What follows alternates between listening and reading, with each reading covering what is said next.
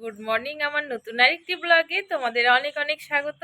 তো সকালবেলা এখন আমি কি করেছি বলো তো, চা আজকে চা এমনি কাপে ঢেলে দিয়ে তারপর আমি একটু খেলাম, বাবাকে দিলাম আর ছেলের জন্য আর ওর বাবার জন্য, কারণ কালকে অনেকগুলো কেক বানানো হয়েছে। কেকগুলোর জন্য দুধটা সব দিয়ে দেওয়া হয়েছে। এবার দুধ চা তো সেরকম খাই না। তার আগে বলি সবাইকে মেরি ক্রিসমাস, তার থেকে অনেক অনেক বড়দিনের শুভেচ্ছা। সবাই খুব ভালো থেকো, খুব মজা করো আজকের দিনটি। সত্যি আজকের দিনটা খুব ভালো। আর আজকে সকালে কি হয়েছে বলো তো, আমার ছেলেকে গিফট করেছে সান্টা ক্লজ, হচ্ছে চকলেট, মেয়েকেও চকলেট করেছে। রাতে যখন আহ, রাতে শুচ্ছে যখন আমার ছেলে, তখন বলছে মা, কালকে সন্ধেবেলা একবার প্রেয়ার করেছে যে সান্টা ক্লজ আমাকে না ড্রোন দিও। আমার একবার ওর বাবা একটা ড্রোন এনেছিল, সেটা না আহ, ওর বাবাই রাত্রেবেলা মানে এমন ভাবে রিমোটটা মানে বুঝতে পারেনি কোন দিকে কোনটা কি হয়, কোথায় উড়ে চলে গেছে ড্রোনটা আর খুঁজেই পাওয়া যায়নি। জাস্ট এনে ট্রাই করার সময় ড্রোনটা হারিয়ে গেছে। তো ওইটা একটা ওর ক্ষোভ রয়ে গেছে। আর তাই বলছে শোয়ার সময় মানে সন্ধেবেলা একটা প্রেয়ার করেছে যে সান্টা ক্লজ আমাকে ড্রোন দিও। তারপরে শোয়ার সময় বলছে মা, বালিশের নিচে তো ড্রোনটা থাকবে না, জায়গা হবে না, তাহলে ড্রোন রাখার জন্য আমি একটা জায়গা করে রাখি, এখানে ড্রোনটা দিয়ে যাবে। এবার ড্রোনের জন্য না বালিশের পাশে একটু জায়গা করে রেখেছে। তো ঘুম থেকে উঠে বালিশ টালিশ খুঁজে দেখছে কিছু নেই। তো চকলেট পেয়েছে ওর বালিশের নিচে একটা, ওর বুনুর বালিশের নিচে একটা। তো চকলেট পেয়ে খুব খুশি না, তো বলছে আজকের দিনও তো আছে, তো আজকে দিতে পারে ড্রোনটা। তো বাচ্চাদের এই হলো অবস্থা। খুব খুশি, আর আমার খুব খারাপ লাগছিল যে ওর এটা চাই। তাই দেখো না, এখন আজকে কি করবে। আর আজকে হলো, আজকে খুব ভালো একটা দিন। তোমরা ব্লগটি দেখতে থাকো কন্টিনিউ। এটা বলবো না আজকে কি, আজকে এক জায়গায় যাব, সন্ধ্যের দিকে যাব, খুব মজা হবে, তোমাদের সাথে থাকতে হবে আর কন্টিনিউ ব্লগটি দেখতে হবে।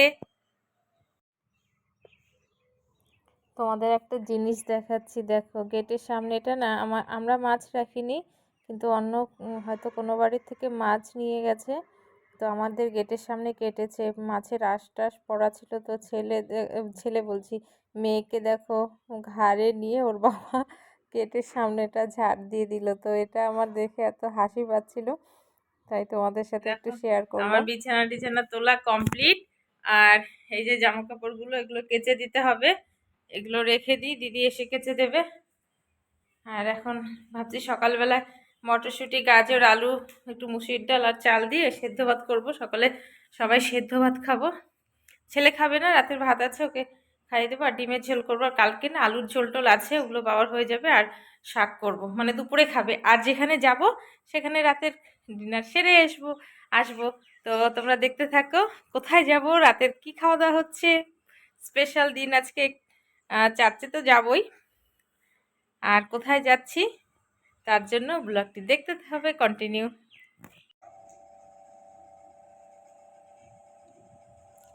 তারপরে দেখো সবজিগুলো রবিবারে এনেছে, তো আমি আর গুছিয়ে রাখতে পারিনি। তো আমি সবজিগুলো সব কেটে কুটে সব ঠিকঠাক করে গুছিয়ে রাখছি। এ একটা বড় কাজ, ব্যাগ ভর্তি সবজি থাকবে, আর শীতের রকমারি সবজি, মানে কোনটা কখন কোথায় রাখবো, ফ্রিজে জায়গাই হয় না। আর আলু নিয়ে এসছে, প্রচুর আলু নিয়ে এসছে, 7-8 কিলোর মতো। এবার ওই আলুগুলো ভাবছি ভেজা ভেজা আছে, ওগুলো রোদ্রে দিতে হবে। কি করব বুঝতে পারছি না, এত সবজির এইদিকে মেয়ে খুবই করছে, ঝামেলা করছে, মানে এক পাগলের মতো অবস্থা। তার মধ্যে আবার রাতে যাব, মানে তার গোছগাছ করে রাখতে হবে, রান্নাটা কমপ্লিট করব। তো আজকের অভিজ্ঞতা তোমাদের সাথে শেয়ার করব, কন্টিনিউ দেখো ব্লগটি। হয়েছে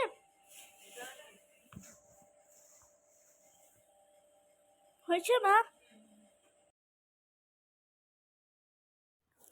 তারপরে দেখো ওই পালং শাক করে নিলাম, শিম, আলু, বেগুন আর বড়ি দিয়ে।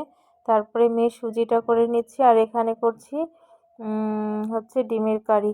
তো পেঁয়াজ, গাছ শুদ্ধ যে পেঁয়াজগুলো হয় না, পাতা টাতা, ওগুলো নিয়ে এসছে, আর ঘরে দেখি পেঁয়াজ নেই, এটা দিয়েই করে দিলাম।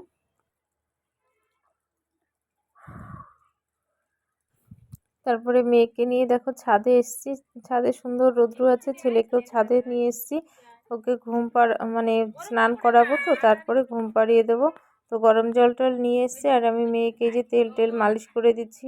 অন্যদিন তো সাবান দিয়ে, আমি রোজ ওকে সাবান দিয়ে চান করিয়ে তারপরে তেল মাখি। তো আজকে রৌদ্রটা ছাদে এত সুন্দর, ওকে আমি তেল মেখে তারপর স্নান করালাম। এই যে মেয়েকে স্নান করিয়ে ক্রিম ট্রিম দিয়ে কোলে নিয়ে এই যে ছেলেকে স্নান করানোর ব্যবস্থা করেছি গরম জল টল দিয়ে। ও নিজেই এখন স্নান করে নেয়। তো এখন দেখো ছাদে আজকে দুই ভাই বোনকে স্নান করাচ্ছি। এই যে মেয়ে স্নান করিয়ে নিয়েছি, আর এই যে ছেলে স্নান করছে এদিকে। এই যে দেখো ছাদে এত সুন্দর রৌদ্র না, নিচটাতে এত ছায়া থাকে, ঠান্ডা লাগে। তো ছাদে একে তেল মাখিয়ে স্নান করে দিলাম। আর দাদা এসছিল, দাদা জিনিসপত্রগুলো নিয়ে গেল, যাবো সন্ধেবেলায়। তো দেখতে থাকো ব্লগটি, খুব ভালো লাগবে আশা করি। আর কোথায় কোথায় যাচ্ছি পরে তোমাদের সব মানে যতটা পারি শেয়ার করব। এদিকে আরেক কাণ্ড হয়েছে দেখো, মানে কি বলবো, বাড়িতে মানে যেরকম থাকতে চাই না সেরকম করে হয় না। ভাবলাম যে ঝোলটা আছে বাবার হয়ে যাবে, রাতে তো ওখানেই খাওয়া দাওয়া হবে, বাবার জন্য আলাদা রান্নাবাড়ি হবে।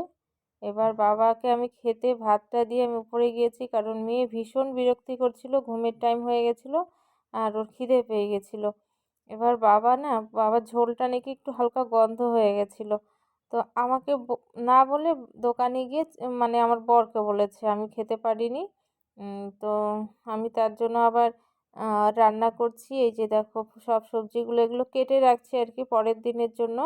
আর ফুলকপি আলু বড়ি দিয়ে একটা ঝোল করে নিচ্ছি, আর বেগুন ভাজা করেছি। যে বাবাকে বললাম মানে পাঠিয়ে দিতে আর কি, বরকে বললাম যে গিয়েই বাবাকে পাঠিয়ে দেবে, খেয়ে নেবে তাহলে। এই আরেকটা মানে কি বলবো, মানে যেরকম করে থাকতে চাই না সেরকম হয় না। মানে যাক, মানে সংসারে তো ওরকম থাকবেই। এর জন্য মনটা আমার খুব খারাপ লাগছিল। সত্যি কথা বলতে কি, নিজের যতই কষ্ট হোক না, আমি সবসময় চাই যে মানে আমার শ্বশুর শাশুড়ি মা বাবাকে আর কি ঠিক মতো মানে রান্নাবাড়ি করে যাতে আমি খাওয়াতে পারি। কিন্তু আজকে ব্যাপারটা হলো, অ্যাকচুয়ালি মা আগের দিন বলেছে যে ঝোলটা করে রেখো, বাবাকে ওই ঝোলটা গরম করে দিও, আলুর ঝোল হলে তো কথাই নেই। তো আমি সেই হিসেবেই বললাম যে একবেলা খাবে শুধু, তো এই ঝোলটা আর শাক করেছি ওটা দিয়ে বাবার হয়ে যাবে, রাতে ওখানে খাবো। তারপরে দেখো বাবা শুধু শাক দিয়ে ভাত খেয়েছে। তারপরে আসার পরে বাবাকে ভাতটা দিয়ে দিলাম, তো খেতে চাচ্ছিল না, তো একটু রাগ রাগ মনে হচ্ছিল, তো খেয়ে নিয়েছে।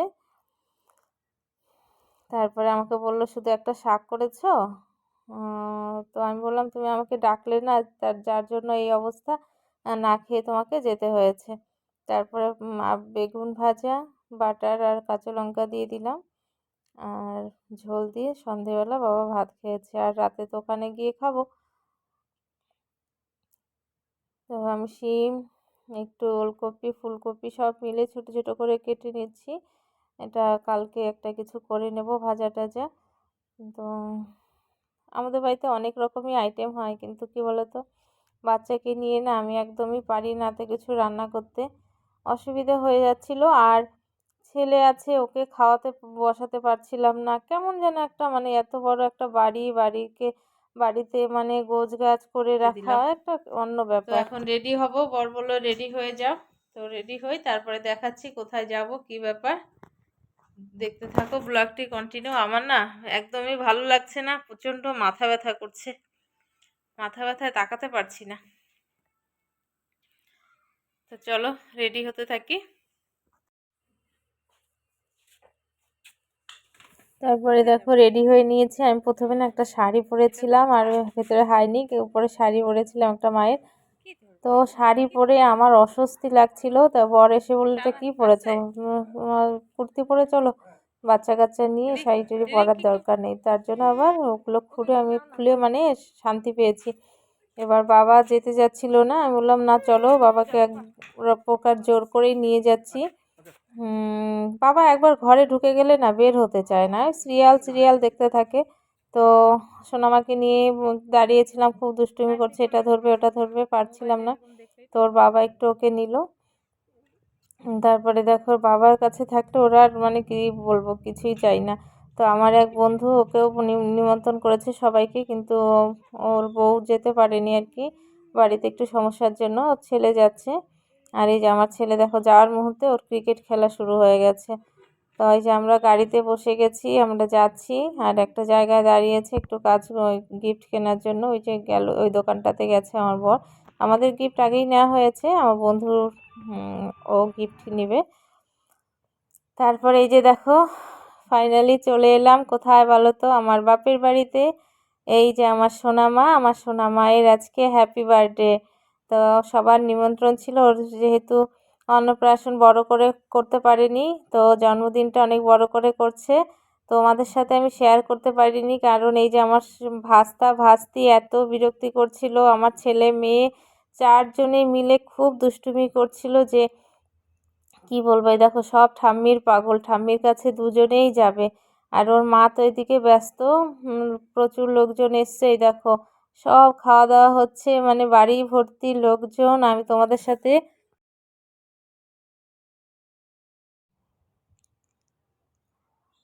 আর আমার ছেলে গিয়ে ওর বন্ধুর সাথে গেছে, তো মানে দুই বন্ধু গেছে, একই ক্লাসে পড়ে, কি বলবো। আর এদিকে দেখো আমার মা, এই যে আমার মা কি, আর সবাই খাওয়া দাওয়া হচ্ছে এখানে। আমরা একটু লেট করেই গেছি, 9টা সাড়ে 9টার মধ্যে, কারণ রাস্তা ভীষণ খারাপ। গিয়ে তো আমার বৌমনি তো একদম আমাদের দেখে খুশিতে আত্মহারা, কি খেতে দেবে না খেতে দেবে ব্যস্ত। তো সবাই ভালো থেকো, সুস্থ থেকো, টাটা।